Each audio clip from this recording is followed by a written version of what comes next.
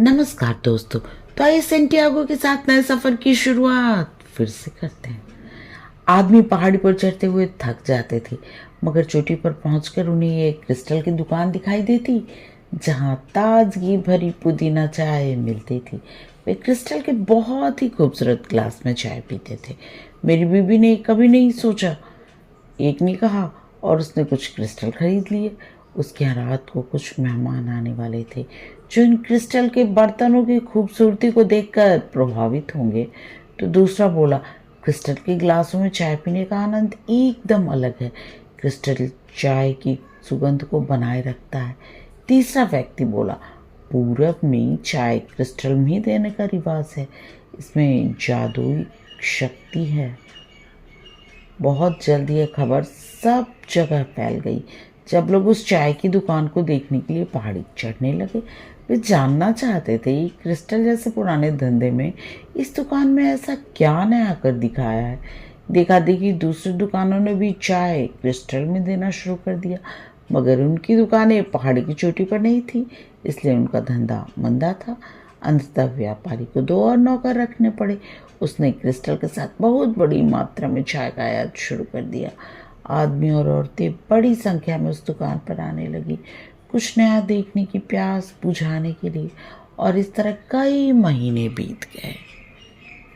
सूर्योदय से पहले ही लड़का उठ बैठा। अफ्रीका महाद्वीप की जमीन पर पहला कदम रखे उसे ठीक 11 महीने और 9 दिन हो चुके थे। इसी दिन के लिए विशेष रूप से खरीदी सफ़ेद अरबी पोशाक उसने पहन ली। सिर वाले स्कार्फ को उसने ऊँट की खाल से बने छल्ले से कस लिया और नई चप्पलें पहनकर चुपचाप धीरे धीरे सीढ़ियों के नीचे उतर गया। सारा भी सोया हुआ था। उसने अपने लिए एक सैंडविच बनाया और क्रिस्टल के गिलास में डालकर चाय पीने लगा। फिर धूप से बड़ी दहलीज पर बैठकर हुक्का पीने लगा। वो चुपचाप हुक्का पी रहा था, बिना कुछ सोचे। हाँ, रेगिस्तान की सुगंध लेकर आई हवा की आवाज़ जरूर उसके कानों में पड़ रही थी। हुक्का पीने के बाद उसने अपनी जेब में हाथ डाला और उसमें से कुछ निकाला। उसके हाथ में नोटों की गड्डी थी। इतने पैसों में वो 120 भेड़ वापसी का टिकट और अपने देश में अफ्रीका से वस्तुओं के आयात का लाइसेंस खरीद सकता था। उसने बड़े धीरज के साथ व्यापारी के जागने और दुकान खोलने का इंतज़ार किया। फिर दोनों ने चाय पी। मैं आज जा रहा हूँ, लड़के ने कहा। मेरे पास भेड़ें खरीदने के लिए पैसे जमा हो गए हैं। और आपके पास मक्का जाने के लिए? व्यापारी खामोश रहा। क्या आप मुझे अपना आशीर्वाद नहीं देंगे? लड़के ने पूछा। आपने मेरी इतनी मदद की है। व्यापारी अपने लिए चाय बनाने में व्यस्त था। उसने कोई उत्तर नहीं दिया। फिर लड़के की ओर घूमकर वह बोला, मुझे तुम पर नाज है। तुमने मेरी क्रिस्टल की दुकान को एक नई पहचान दी है। तुम अच्छी तरह से जानते हो कि मैं मक्का नहीं जाने वाला हूँ, ठीक उसी तरह जैसे तुम कोई भेड़ वेड़ नहीं खरीदने वाले हो। आपने ऐसा कैसे सोच लिया? लड़के को आश्चर्य हुआ। मकतूब, क्रिस्टल व्यापारी ने कहा, सब कुछ पहले से लिखा हुआ है। कुछ पल खामोश रहकर उसने लड़के को भरपूर आशीर्वाद दिया। कमरे में जाकर लड़के ने अपना सामान रखा। 3 बोरे भर गए। बाहर जाते हुए उसने कमरे के एक कोने में अपनी पुरानी थैली देखी। वह तो उसके बारे में एकदम भूल ही गया था। उस थैली से अपनी जैकेट बाहर निकालते उसने सोचा कि अब जैकेट किसी को दान कर देगा। तभी जैकेट की जेब से दोनों पत्थर उरीम और थुमीम बाहर निकलकर फर्श पर गिर पड़े। उन्हें देखकर उसे एक बार फिर उस बूढ़े बादशाह की याद आ गई। उसे अपने ऊपर आश्चर्य हुआ कि इतने दिनों तक वह उसे कैसे भूला रहा। लगभग 1 साल तक वह जी जान लगाकर काम करता रहा ताकि कुछ पैसे बचा सके और स्वाभिमान के साथ स्पेन लौट सके। सपने देखना कभी बंद मत करना। बूढ़े बादशाह के शब्द उसे याद आ गए। शकुन जो उसे उस पर चलना। लड़के ने उरीम और थुमीम को उठा लिया। अजीब सी सनसनी से उसे लगा जैसे वो बूढ़ा बादशाह यहीं कहीं आसपास है। उसने 1 साल तक कड़ी मेहनत की थी। अब शकुन कह रहे थे कि यहाँ से चलना चाहिए। मैं अब वही करूँगा जो मैं पहले करता था। हालांकि भेड़ों ने मुझे अरबी बोलना नहीं सिखाया था, फिर भी उन्होंने कुछ ऐसा सिखाया था। जो उससे भी महत्वपूर्ण था, और वह ये कि दुनिया में एक भाषा ऐसी भी है जिसे हर कोई समझता है। वही भाषा दुकान का व्यापार बढ़ाते वक्त वो व्यापार इस्तेमाल करता रहा। वो भाषा थी उत्साह और उमंग की, प्यार और संकल्प के साथ उन चीज़ों को प्राप्त करने की जिस पर आपका भरोसा हो और जिन्हें आप पाना चाहते हो। टेंजियर अब उसके लिए एक अजनबी शहर नहीं था। उसे लगा कि जैसे उसने इस स्थान पर विजय पा ली है, ठीक वैसे ही वो पूरी दुनिया भर में विजय पा सकता है। जब तुम सचमुच किसी चीज़ को पाना चाहते हो तो संपूर्ण सृष्टि उसकी प्राप्ति में मदद के लिए तुम्हारे लिए षड्यंत्र रचती है। बूढ़े बादशाह के ये शब्द वो भुलाए नहीं भूलता।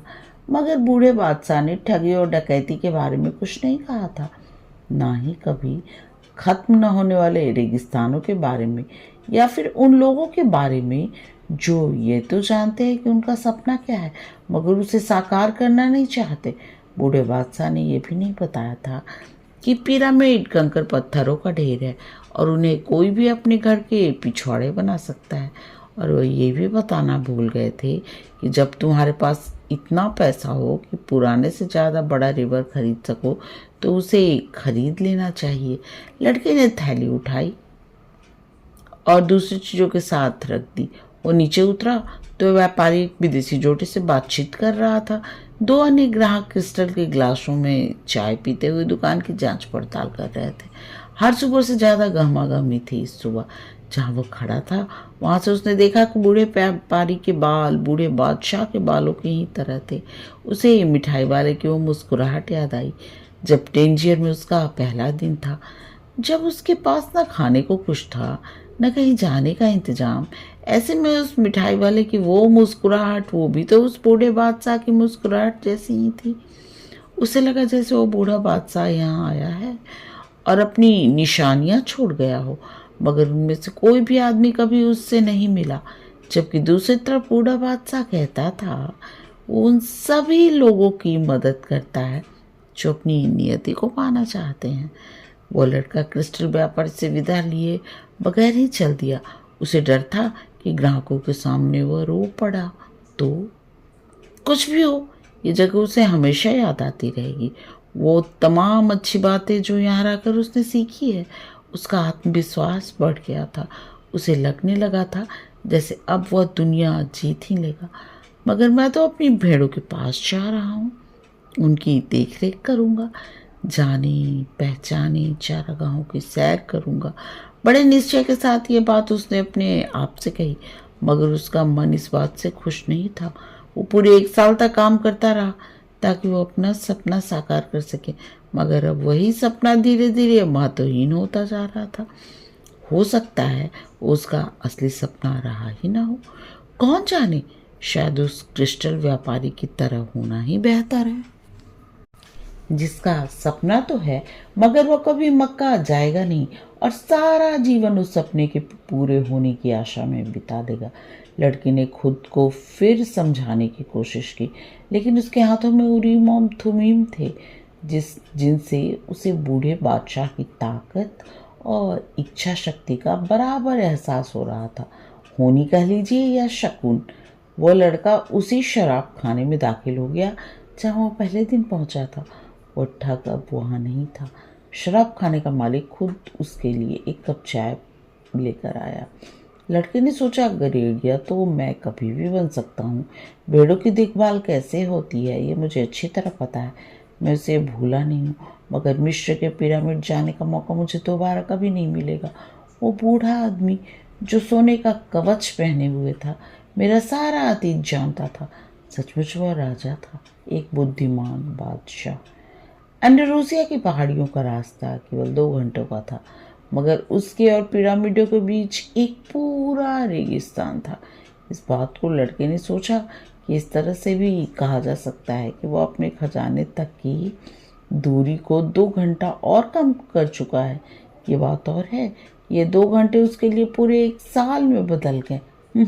तो क्या हुआ, मैं अपनी भेड़ों के पास क्यों जाना चाहता हूँ, उसने सोचा, क्योंकि मैं भेड़ों को समझता हूँ। वो मेरे लिए कोई समस्या नहीं है। और वे अच्छी दोस्त भी हो सकती हैं, मगर दूसरी ओर मुझे मालूम नहीं है कि रेगिस्तान में भी दोस्त हो सकता है या नहीं। ऐसे ही रेगिस्तान में मुझे अपना खजाना तलाशना होगा। अगर मैं नाकामयाब रहा तो घर लौट सकता हूँ। अब तो मेरे पास काफ़ी पैसे हैं और काफ़ी समय भी, तो फिर यही सही। एकाएक वो बहुत खुशी से भर उठा। गडेरिया तो वह कभी भी बन सकता है, क्रिस्टल बेचने वाला भी बन सकता है। हो सकता है दुनिया में और बहुत से खजाने छुपे हों, मगर उसका तो एक ही सपना था और वह एक बादशाह से मिला था। ऐसा हर किसी के साथ नहीं होता। शराब खाने से बाहर जाने के बाद उसकी योजनाएं जारी थीं और उसे याद आया कि व्यापारी को क्रिस्टल का सामान लाकर देने वाला सौदागर इतना विशाल रेगिस्तान कारवा के जरिए पार कर सकता था। उसने उरीम और थुमीम दोनों पत्थरों को कसकर पकड़ लिया। उन्हीं की बदौलत वो खजाने की ओर बढ़ रहा था। जब भी कोई अपनी नियति ढूंढ रहा होता है तो वही उसके आसपास होता है, बूढ़े बादशाह ने उसे बताया था। तो उस सौदागर के माल गोदाम में जाकर मालूम तो किया जाए क्या वाकई पिरामिड इतनी दूर है। लड़के ने तय किया।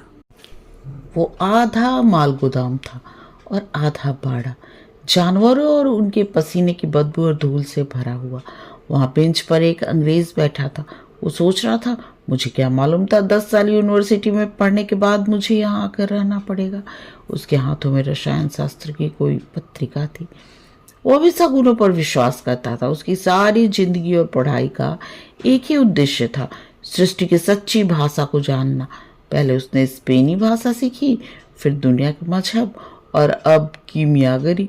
उसे स्पेनी भाषा में बोलना बखूबी आता था।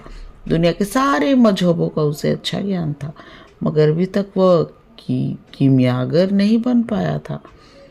उसने एक से बढ़कर एक अहम सवालों के पीछे छिपे मायने खोज निकाले थे, पर अब वह ऐसे मुकाम पर पहुंच चुका था जहां से उसकी पढ़ाई लिखाई भी उसे आगे नहीं ले जा सकती थी। किसी कीमियागर से संबंध बनाने की उसने असफल कोशिश भी की थी, मगर सभी कीमियागर बड़े अजीब होते हैं। वे केवल अपने ही बारे में सोचते हैं, तभी तो उन्होंने कभी उसकी मदद नहीं की। कौन जाने उनमें से कोई एक व्यक्ति ही उस श्रेष्ठतम कृति पारसमणि के रहस्य को जानने में सफल न रहा हो और इसी कारण वह अपना ज्ञान अपने तक ही सीमित रखना चाहता हो। पारसमणि के रहस्य की खोज में पिता द्वारा छेड़ा गया बहुत सा धन वो खर्च कर चुका था। दुनिया के मशहूर और बड़े से बड़े पुस्तकालयों में वो न जाने कितना समय गंवा चुका था। कीमियागरी पर एक से एक दुर्लभ और महत्वपूर्ण किताबें वो खरीद चुका था। किसी एक ऐसी ही किताब से में उसने पढ़ा था, बहुत साल पहले एक अरब कीमियागर यूरोप आया था।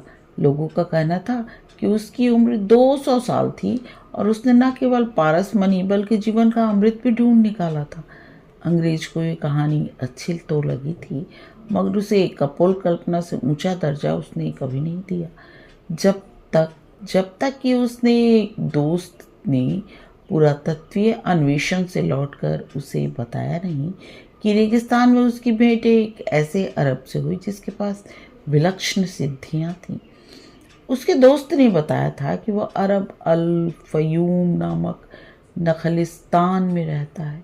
लोग कहते हैं कि उसकी उम्र 200 साल है और वह किसी भी धातु को सोने में बदल सकता है। अंग्रेज अपनी उत्तेजना छिपा नहीं सका। उसने अपने सारे कार्यक्रम रद्द कर दिए, कुछ चुनिंदा किताबें उठाई और यहाँ आ गया जहाँ वो बैठा है इस बेंच पर, जो एक धूल भरे बदबू मारते माल गोदाम में पड़ी है। बाहर एक कारवां की रवानगी की तैयारी चल रही थी, जो सहारा रेगिस्तान पार करते हुए अल फयूम नखलिस्तान से गुजरने वाला था। मैं उस कमबख्त कीमियागर को ढूंढ निकालूंगा। एक ऐसा विचार आते ही उसे जानवर की बदबू थोड़ी सहनीय लगने लगी। तभी वो लड़का जो पोशाक की वजह से अब एक अरब नवयुवक लग रहा था, उस अंग्रेज के पास आया। दुआ सलाम हुई और वहीं बेंच के पास उसने अपना बोझा उतार कर रख दिया। आप कहाँ जा रहे हैं? उस नौजवान अरब ने पूछा। मैं रेगिस्तान में जाऊंगा, अंग्रेज ने जवाब दिया और अपनी पत्रिका पढ़ने लगा। वो इस विषय पर कोई बातचीत नहीं करना चाहता था। उसका मन तो एक ही बात में लगा था, जो कुछ भी उसके बीते सालों में सीखा है उन सबको एक बार दोहरा ले। वो कीमियागर जरूर उसकी परीक्षा लेगा। और अब नवयुवक ने भी अपनी किताब निकाल कर पढ़ना शुरू कर दिया। किताब स्पेनी भाषा में थी। अरे ये तो बहुत अच्छा, अंग्रेज ने सोचा। उसे अरबी के मुकाबले स्पेनी भाषा ज़्यादा अच्छी तरह आती है। और अगर यह लड़का भी अल्फयूम ही जा रहा है तो बातें करते कराते रास्ता अच्छा कट जाएगा। आज के लिए बस इतना ही। आज्ञा दीजिए। धन्यवाद।